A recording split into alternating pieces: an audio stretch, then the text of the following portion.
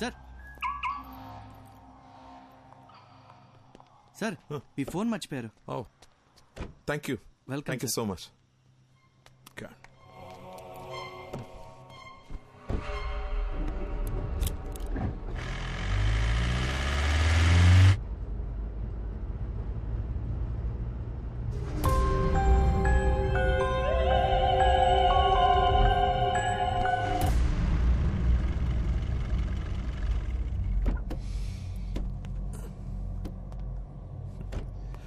రిషి రా.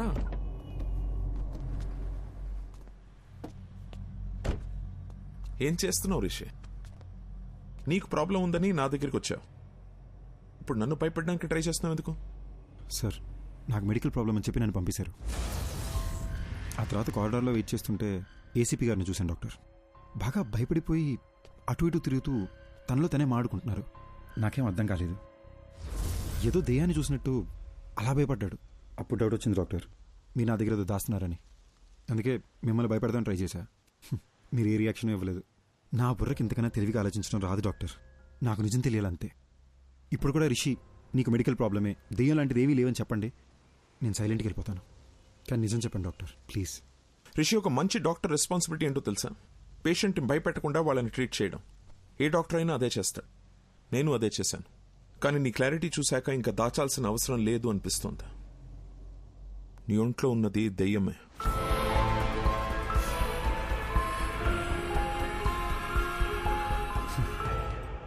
దెయ్యం అనే మాట వినడానికి భయంగా ఉన్నా ఇదే బెటర్ డాక్టర్.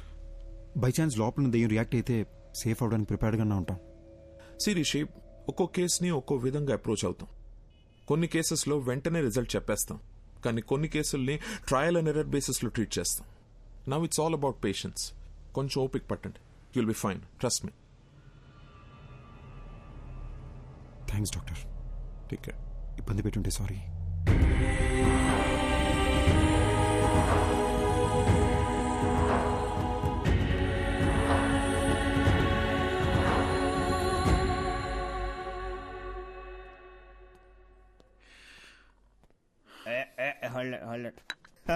అరే ఇంకో 2 షిల్డ్ బీర్లు తెచ్చిపెట్టు నా కోసం.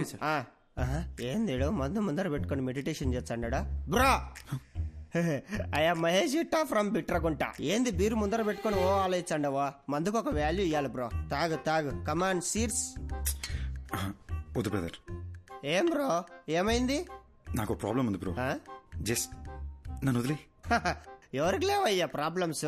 నాకు లేవా? పొద్దున్నే లేటుకు లేచా అని చెప్పి మా నాయన కొడతాడు. స్నానం చేయకుండా ఆఫీసుకు పోతా అని చెప్పి మా కొలీగ్స్ తిడతారు. నేనెంత పని చేసినా పని చేయట్లేదని చెప్పి మా ప్రాజెక్ట్ మేనేజర్ తిడతాడు. తాగయా సామి, తాగు తాగు. అర్థం చేసుకోండి బ్రదర్. మళ్ళా ఏమైంది? నాకు నాలో ఇంకొకడు ఉన్నారు బ్రదర్. ఇప్పుడు కూడా నేను మీతో మాడుతున్నానా లేదా వాడు మీతో మాడుతున్నాడా అని అర్థం కాకుండా బుర్ర పేలిపోతుంది. ఈ టైంలో ఆల్కహాల్ రిస్క్ బ్రో. నీలో ఒకడే ఉన్నాడు. నాలో ఎంతమంది ఉన్నారు తెలుసా? 3వ పెగ్గుకి సోటాబీం బయటకు వచ్చాడు. 6వ పెగ్గుకి ఐరన్ మ్యాన్ బయటకు వచ్చాడు. 10వ పెగ్ వేసాడు అనుకో హల్క్ బయటకు వచ్చాడు. టోటల్ అవెంజర్స్ ఫ్యామిలీనే నా బాడీలో ఉంచుకున్నా. నాతో పోల్చుకుంటే నీదేముంది బ్రో? తాగు తాగు చెప్తా. ఇప్పుడు నేను తాగాను అనుకో నాకెక్కుద్దా లేదా నాలో ఉన్నవాడికి ఎక్కుద్దా అని కూడా అర్థం కాకుండా ఉన్నాను. నువ్వు పోయి ఎంజాయ్ చేయి. ఇదంతా ఎందుకులే గాని సామి, ఒక ఫోటో తీసుకుంటా. బ్రో ఫోటోలే వద్దు బ్రో. యో సామి, ఈసారి నువ్వు ఏడన్నా కనపడినావు అనుకో, నీ కనపడకుండా తిరుగుదామని గుర్తుకు తీసుకుంటాండా. దా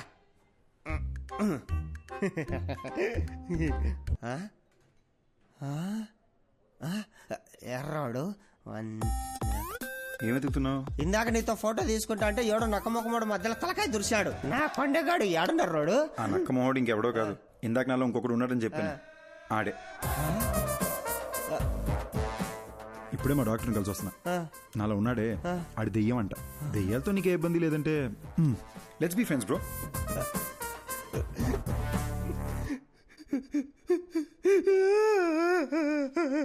బై బై బై, ఎందుకు ఏడుస్తున్నావు? 3000 పెట్టి 7 పీర్లు తాగినా ప్లస్ GST తాగింది మొత్తం దిగిపోయిందిరా అయ్యా. ఇప్పుడు సీప్లు ఎక్కడ తాగుతా గానీ మళ్ళా ఎక్కి సావదు. హలో ఒరే షటర్ ముయ్యాకరే, నేను వస్తాడా? Bill please. ఎక్కడికి వెళ్తున్నావు? అంతంలో ఉన్నది ఎవరని ఏసీపీ గారు కనిపెట్టారంట. డాక్టర్ రమ్మన్నారు. చూశారా, విభూది బొట్టు. అంటే ఇప్పుడు మీకు దెయ్యం అంటే భయం లేదంటారు. అస్సలు లేదు. వెరీ గుడ్ ఎస్పీ గారు. కానీ మీకు తెలియదేమో, దెయ్యాలకి విభూతి బొట్లు గుళ్ళు తాయత్లు ఇవన్నీ నచ్చవు. అమ్మా, అవును, ఇదంటే వాటికి ఇష్టం లేదా? ఇష్టం లేదు. అయ్యో అమ్మా. Hello doctor. ఏ Rishi, come on in. Have a seat. Hello Rishi. Hi sir. Hello sir. Come sit. కూర్చో. సార్, ఎవరు సార్ అతను? ఎలా కనిపెట్టారు సార్? తమ్ముడు, ఇది 4 రోజుల ముందు జరిగిన యాక్సిడెంట్. హైదరాబాదు నగర శివారుల్లో జరిగింది కాబట్టి వెంటనే మనం ట్రేస్ చేయగలిగాం. తమ్ముడు, నువ్వు ఎప్పుడైనా చేవెళ హై మీద వెళ్ళావా కారులో ఈ మధ్య? సార్ అవును సార్, రీసెంట్గానే వికారాబాద్ నుంచి రిటర్న్ వస్తూ అటే వెళ్ళాం సార్. ఇన్ఫాక్ట్ ఆ చుట్టుపక్కల ఉన్న ఒక శ్మశానంలో కూడా వెళ్ళాం. అక్కడ ఒక డెడ్ బాడీ కాలుతుంటే కూడా చూసాం సార్. Same spot. ఇప్పుడు మనకు శ్మశానం, మంటలు, శవం మన కేసుకి ఎలాంటి సంబంధం లేదు. అది డెత్ స్పాట్. అర్జున్, మాధవి అనే కపుల్ ఆ ఏరియాకి వచ్చారు. స్పాట్ లో 2 చచ్చిపోయారు. ఎవరైతే స్పాట్ లో చచ్చిపోయారో అర్జున్, మాధవి, వాళ్ళనే మీరు మిర్రర్ లో చూస్తున్నారు. సుబ్బారెడ్డి చూడండి.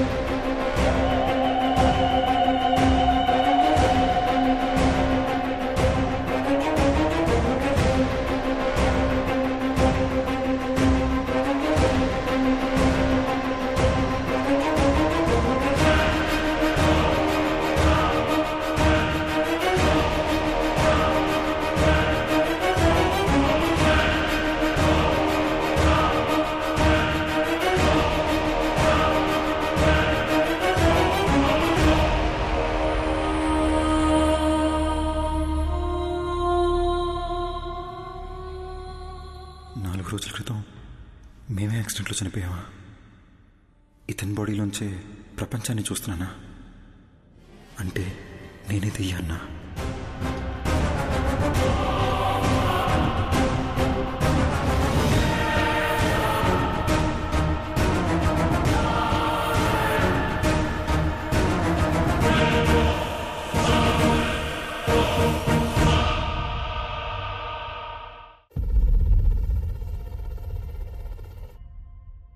డాక్టర్, మీరు ఇంతసేపు చనిపోయిన అర్జున్ కథ చెప్పారా?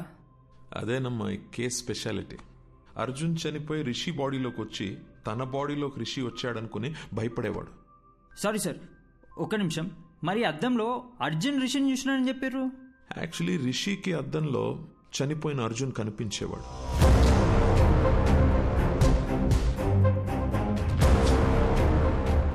మేమందరం కూడా అర్జున్ని అద్దంలోనే చూసాం.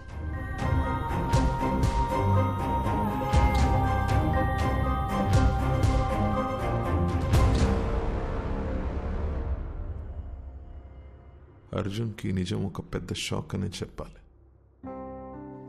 నా పేరు అర్జున్ అంట, నీ పేరు మాధవి అంటున్నారు. మన పేర్లు కూడా మనకెందుకు గుర్తులేవు? అసలు ఈ దియా, రిషి ఎవరు? వాళ్ళ బాడీలోకి మనం ఎలా వచ్చాం?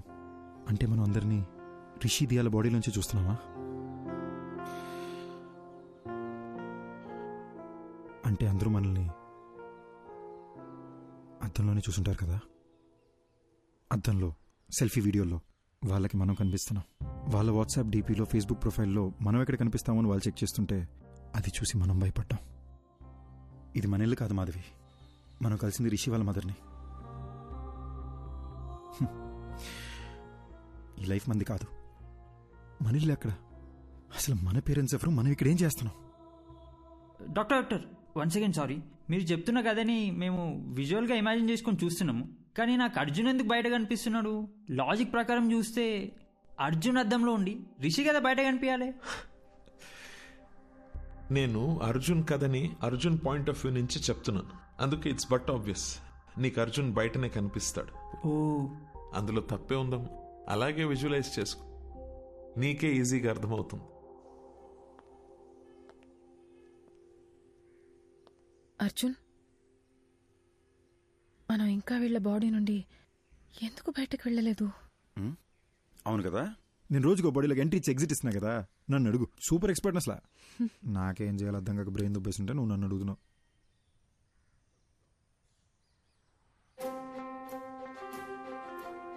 మాధవి, ఇప్పుడు దాకా మనం అద్దంలో చూసిన ప్రతిసారి భయపడి పారిపోయాం కదా. అవును. ఒకసారి అద్దంలో మాట్లాడి చూస్తే. నేను బాత్రూంలో ఒకసారి మాట్లాడి చూస్తా, నువ్వు బెడ్రూమ్ మిర్రర్లో ఒకసారి ట్రై చేయి, ఓకేనా?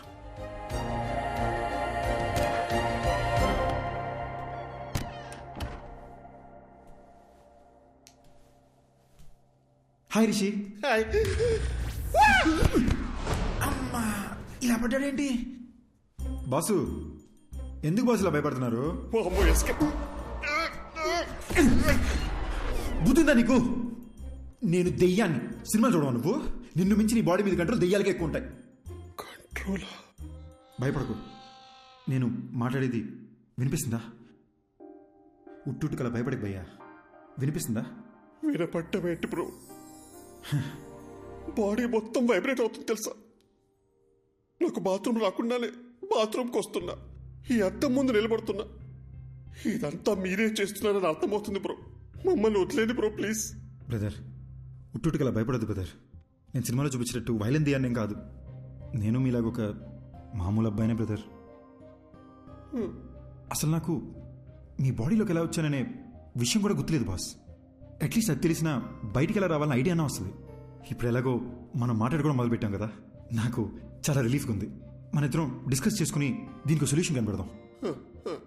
ఒక 4 days క్రితం చేవెళ్ళ రోడ్లో మీరు ఏమైనా కార్లో వచ్చారా? అవును బ్రో, ఆ విలేజ్లో ఒక రిసార్ట్కి నేను నా వైఫ్ వెళ్ళాం. అక్కడ చికెన్ 65, మటన్ చాప్స్, ఓ గ్లాస్ లస్సీ తాగి అలా వచ్చాం. వచ్చే దారిలో ఓ కార్ యాక్సిడెంట్ అయి ఉంది. ఎవరైనా ఉన్నారేమో అని హెల్ప్ చేద్దామని కార్ దగ్గరికి వెళ్ళాను. కార్లో చూస్తే ఎవరూ లేరు. సరే పక్కన పోలీస్ స్టేషన్కి ఫోన్ చేద్దామని చెప్పి ఫోన్ తీసుకొని చెవి దగ్గర పెట్టుకున్నాను. షాక్ కొట్టింది. Hello hello. నా వైఫ్కి దయ్యాల సినిమాలు చాలా ఇష్టం అండి. సరే ఓసారి దీన్ని శ్మశానం తీసుకెళ్ళి భయపడదామని బాగా ప్లాన్ చేశానండి.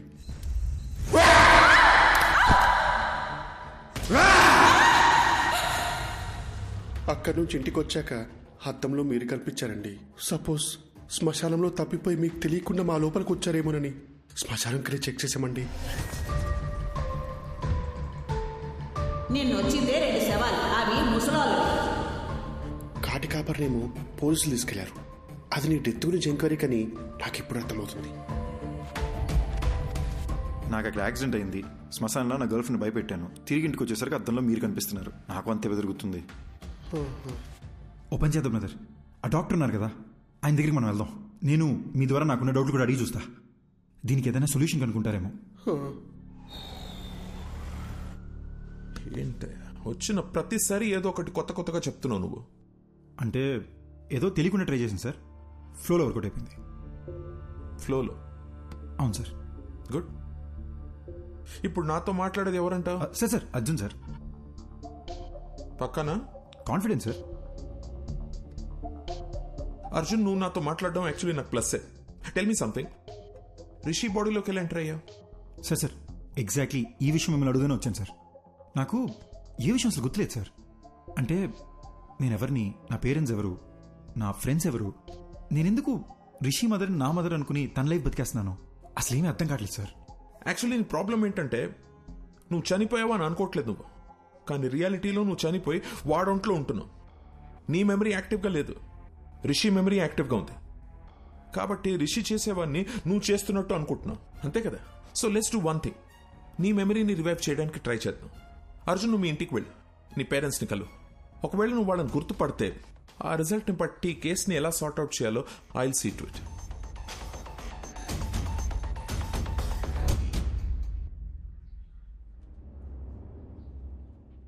ఏంటి సార్ టెన్షన్గా ఉన్నారు? ఆ అర్జున్ కేసు కమిషనర్ గారు నాకు అంటగట్టారయ్యా. అది తెలిసి సుబ్బారెడ్డి గారు పారిపోయాడు. ఆ అర్జున్తో అద్దంలో నువ్వే కలిసి మాట్లాడావు కాబట్టి కేసు పూర్తిగా ఎంక్వైరీ చేసి నన్ను క్లోజ్ చేయమంటున్నాడయ్యా. హలో ఎవడో అయ్యా రిషి సార్ నమస్కారం. పొలం తిరుగు చెవులు పూసుకో సార్. నాకు అర్జున్ అడ్రస్ దొరుకుతుందా? అయ్యా దొరుకుతుంది. నేను మీకు వాట్సాప్ లో పంపిస్తాను. కానీ చిన్న రిక్వెస్ట్ అండి, నా నెంబర్ తమరికి ఎవరు ఇచ్చారు సార్? సార్ మీ నెంబర్ డాక్టర్ గారు ఇచ్చారు సార్. అమ్మా